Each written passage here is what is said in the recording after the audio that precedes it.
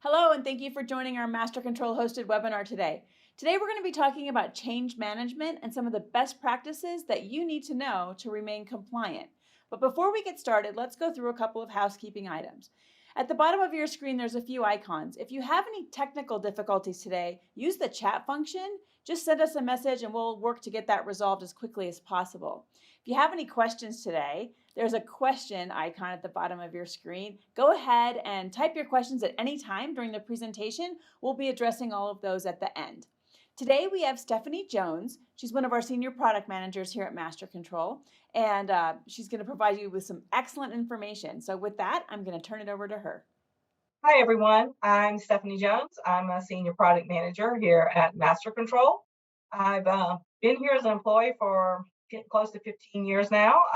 I'm also a former customer, spent a lot of time in life sciences in both food and pharma manufacturing. So I've been in your shoes and I've felt your struggles. So hopefully I'm going to be able to help you a little bit today. Let's start off by looking at what I hope you will see as takeaways, things that you'll get out of this little event. First thing we want to do is we want to give you what are the regulations and the guidelines that are shaping change management as it is today. We want to secondarily talk about what are some of the common barriers that people are dealing with and what are the modern best practices around managing your change and risk, because risk is inherent to change. And we want to help you, with some ideas to overcome those.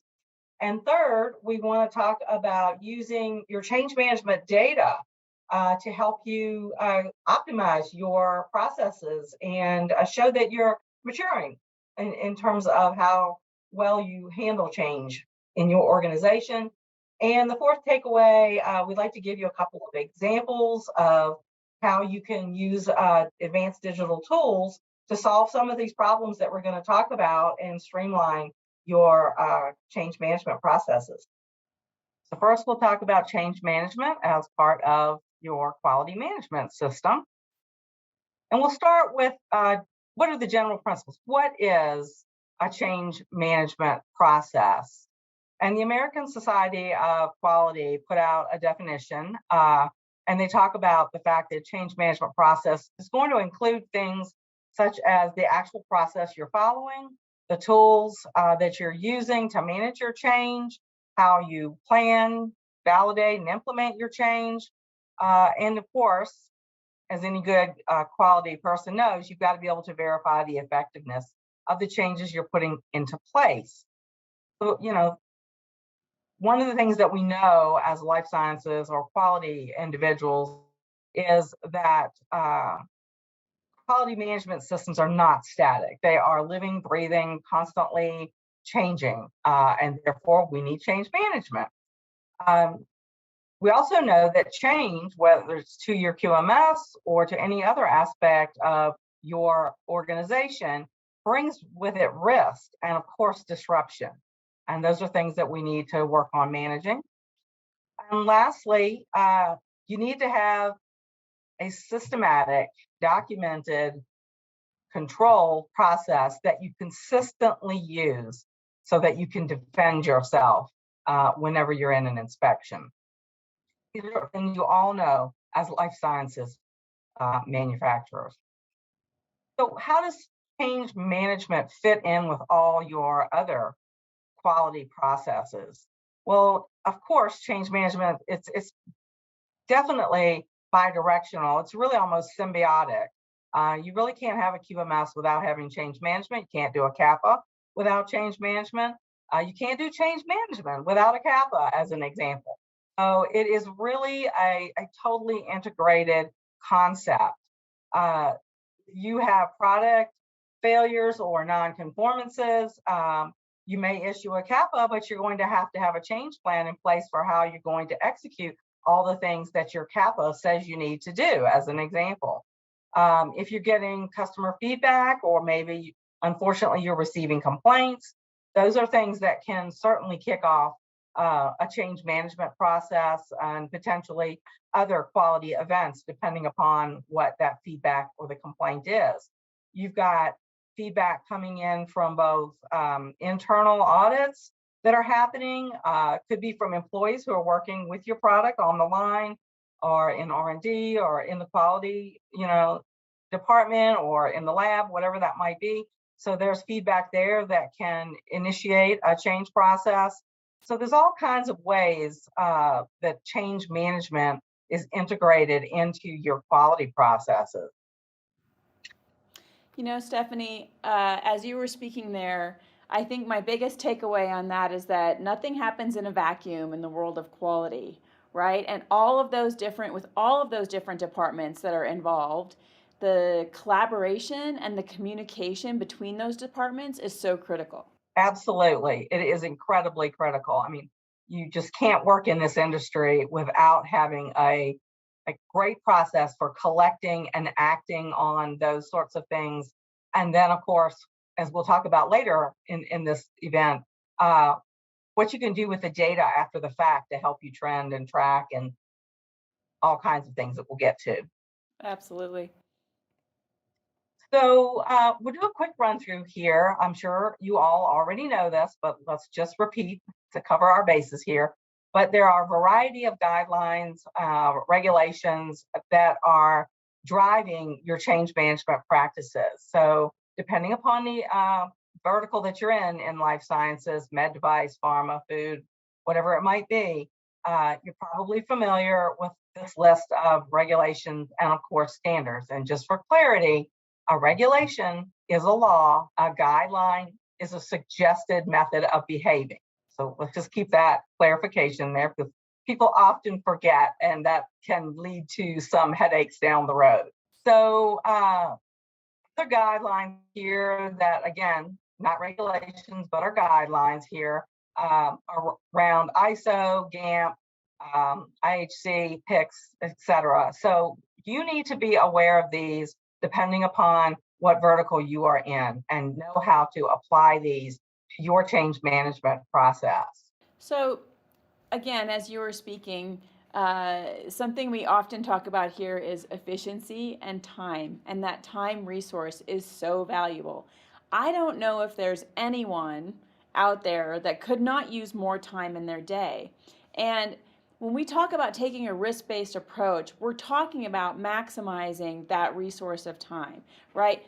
Really focusing your efforts and your energy on the areas that maybe have the most risk to your organization, and then not wasting time on the other areas where there isn't as much impact. Absolutely. And one of the things, I'm sorry, Go ahead. one of the things that people forget when they're reading, in particular, the regulations, and that's been around for 20-ish years in the CFRs, is it very specifically states to use a least burdensome and also a risk-based approach. And historically, we've unfortunately, probably out of fear, or not being sure what the inspector is going to be looking for, probably do a lot of overkill. And so one of the things that you want to keep in mind is, in particular, the FDA point blank tells you, use a risk-based approach, focus on high-risk things, and that will bring you back to that least burdensome approach, which, to your point, is going to give you back time you desperately need for all of the things you have on your plate. Yeah, if I could figure out how to get 2 more hours in a day, it would be magical. Wouldn't it though? But unfortunately, we can't do that. Unfortunately, we can't. So let's talk about some of the trends in change management around the issues that are being seen that are time sucks. Okay, these are things that are really hurting you, and you may not consciously realize as a life sciences organization that they are sucking time away from you that you could be doing more beneficial things. There's been a trend in inspection findings specific to change management. I mean, who isn't using some form of digital tool in their quality management system in these days? And because of that, inspectors can look at your change management more closely than they probably ever have in the past. And so the two top things that they're seeing as deficiencies, and the numbers, it's 10% for each one of these, which is really high, are issues around device control, and written procedures for production and process control. Now, those are big, but they're also things that you can handle if you've got a good change management process. A lot of this is around when you think about what's missing on either of these, it's deficient planning, not following up on your actions, having inadequate or no documentation or procedures, not putting together enough evidence. People forget. I mean, we're really good at validation and producing evidence, but you have to have evidence for anything you do in life sciences, right? If you didn't write it down or take a picture of it and sign it and date it, it didn't happen. And that applies to change management as well.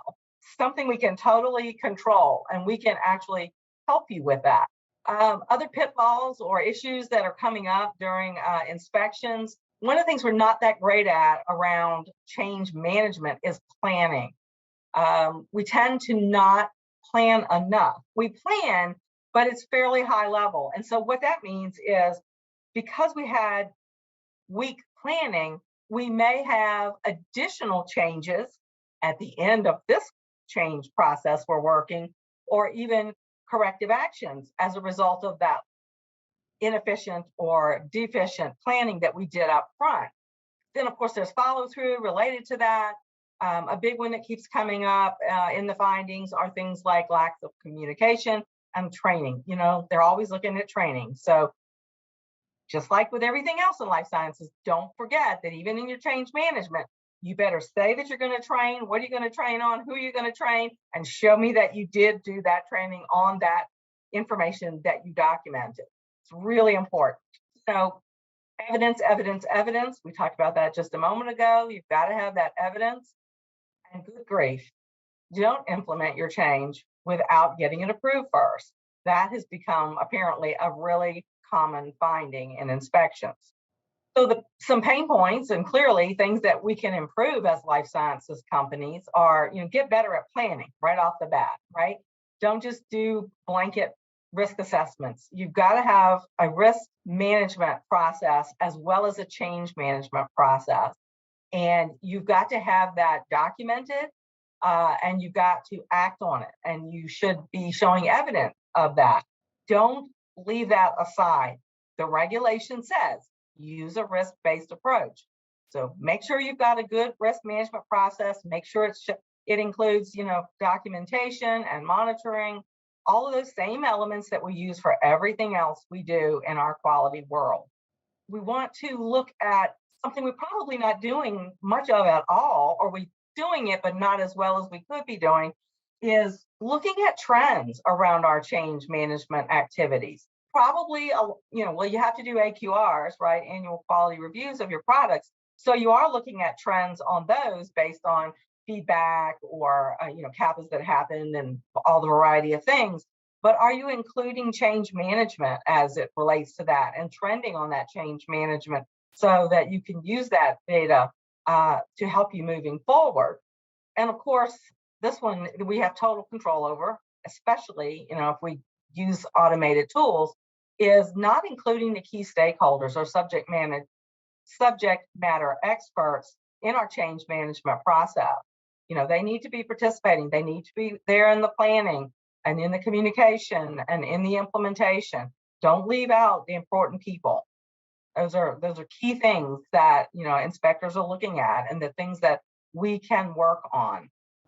So I like to think of our systems and tools as the thing that keeps us on the rails, right? So you talked about a couple of different things in there, Stephanie. You talked about training and you talked about signatures. And in your digital system can help you protect a document from going out before it's approved and signed. Absolutely. I mean, the beauty of having an automated system is you've got that consistent process and it always includes the right people and the steps always happen in order and they get approved when they should be. And there's places to capture evidence and to kick off training if you've got a really robust, digital tool. So those are things that you really want to consider.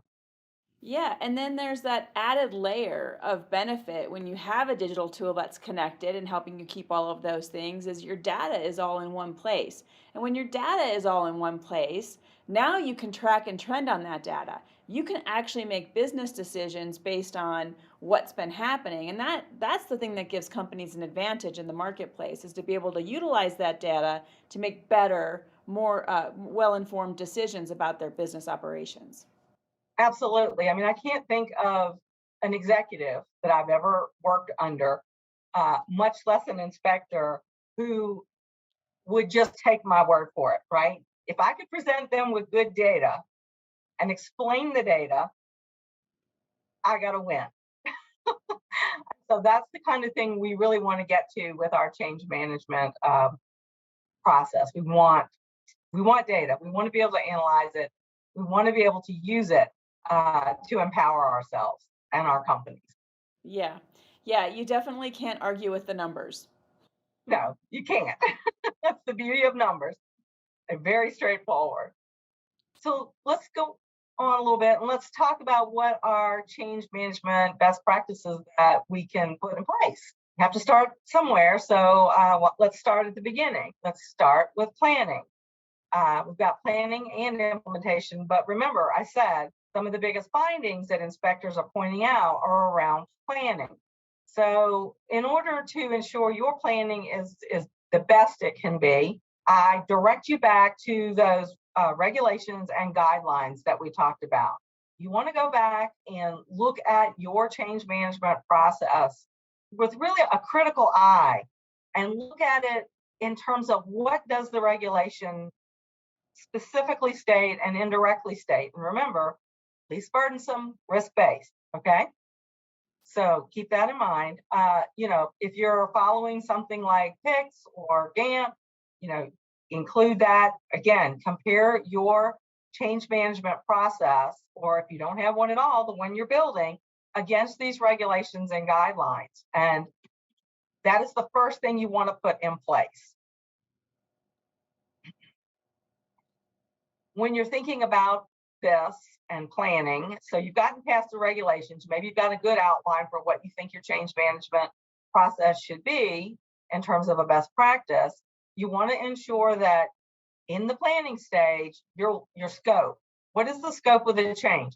Remember what I said early on here is that one of the findings is we aren't doing a good enough job at planning.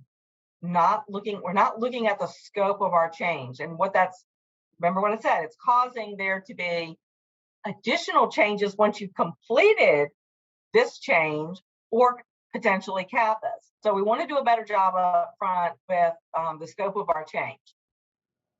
We want to know how our change is going to impact other processes within our organization. We want to know where the benefits are, not only to the thing I want, that's why I'm kicking this change off, but how's that impacting you and what benefit are you going to get out of this as my peer within the organization, right? I need to put together that communication plan. Remember, I said a finding is we don't have a good communication plan or we don't have any communication plan. And we're, the age old thing where, we're not doing enough training. It's the age old finding. Every inspector, I swear, they must think I tick the box. I got them for training. So let's just train ourselves to death so they can't tick that box. Risk. We talked about risk and mitigation of risk, right? So change breeds risk and disruption. Disruption is risk. See that back and forth there? We need to mitigate that. We need to document what those risks are and we need to document what the mitigations are. And then, of course, we're going to implement our changes and we're going to show where we did that with evidence and we're going to show how it is mitigating the risks that we pointed out. And of course, the thing probably that is hardest to remember to do is effectiveness monitoring. Why is that? Well, a lot of times you put in a change that, you implement the steps today and I'm done. But it might mean collecting a week's worth of data to see is it working. Oh, that's not so bad. But what if it's a month or a quarter or even a year's worth of data because that's the way your world works? It's so easy to forget that when those effectiveness checks stretch out into the future, right? So anything that we can do to make that more effective and ensure that those are getting done is going to be a huge win and really get you in a place of best practice. So we talked a little bit about risk management, and I keep kind of harping on this because the FDA does specifically state using a risk-based approach, you need to have that good risk management process in addition to your change management process. So when you're thinking about risk, it's not like a checkbox sort of a thing. You need to be looking at risk all throughout your change management process, right? You need to be looking at it at the planning stage in terms of, am I looking at all the factors that are driving this change? What are the things that exist today that are making me think I need this change? What are the things that drove whatever that was that happened that makes me think I need this change? It's a bigger picture than just, I want that, so I'm going to change something. So you've got to look at the whole picture. What are all the conditions? What are the triggers? What's the background information? And document, document, document.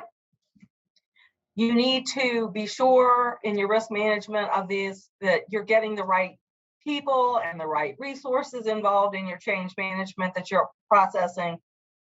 Again, one of the big things that's always been hard for me when I was sitting in front of an inspector, especially, it's been 2 years, and let's don't even talk about COVID and how long it had been since they came in to inspect you.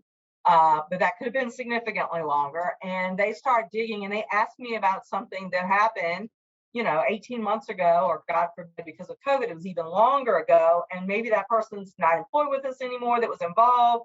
If it's not incredibly well documented, or the process was, wishy-washy on how we did it, I'm not going to be able to read and defend whatever we did 18 months ago or longer. And that's going to raise a red flag with your inspector. So you've really got to ensure that your change management and the risk management you're doing is well documented so that I don't care who sits down to read it in the future, it'll make sense and they can understand what was going on and what the factors were that drove it and how you mitigated the risk, etc. And of course, as I mentioned, if that person's gone and you didn't have a super nailed down process, that means you weren't consistent. And if you're not consistent, that leads to risk. Keep saying this. And so, you got to think about not only the change you're going through, but your risk management process. It needs to, in a consistent manner, look at severity, probability of occurrence, and detectability. You're doing that with your products that you're manufacturing. You need to do it with your processes as well. You've got to be able to show that consistency. It's got to be documented. So if we were doing, great periodic reviews and having this awesome, quality metrics to work against, which you may or may not have right now, a great change management process can help with that. It can help you look at the volume and the types of changes you're doing. It can help you monitor things like the timeliness of the change. Had this problem been going on for, an inordinate amount of time? Or are you so mature that you're Johnny on the spot and you're catching these things and implementing your change management process quickly and efficiently and effectively? Oh, wow, revisions. Are you doing your change management process, but going, oopsie, at the end of it, ooh, we forgot, or we didn't document, or we didn't fill in the blank, whatever that might be. So we don't want to have to do a lot of revisions. I mean, we're humans, it's going to happen from time to time. But if we can have a solid process and we stick to that process, we've got a better chance of minimizing revisions after the fact. Adequacy. How good is our change? Effectiveness, right? Are we really covering everything we needed to for this change? And is it working the way we thought it was going to? Using our data from, the changes that we've been processing, we can look at our process itself and say, wow, our process is solid. yay for us, or not so solid. Here's places where we're weak, and what can we do?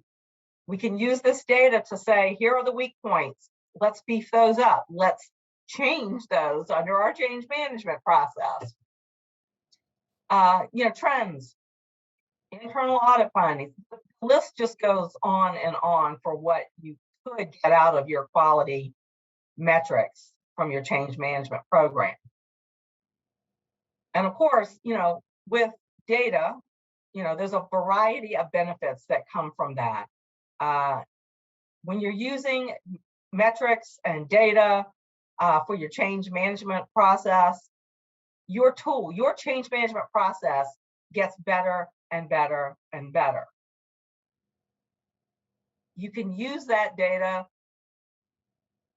to enhance, improve, expand, optimize, whatever the words are that you like, to get your processes in a better state. And it's not just your change management process that this data is going to show you weaknesses in. It's all of the quality processes that you've got going on in your organization. Because remember, we said change management is an intricate and integral part of your entire quality management system.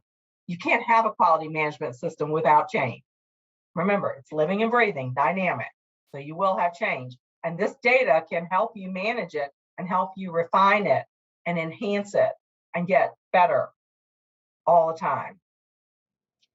And ultimately, being able to show this to your executives, that this data, and look at the changes we're making, look how the data is trending in the right direction, whatever that direction might be.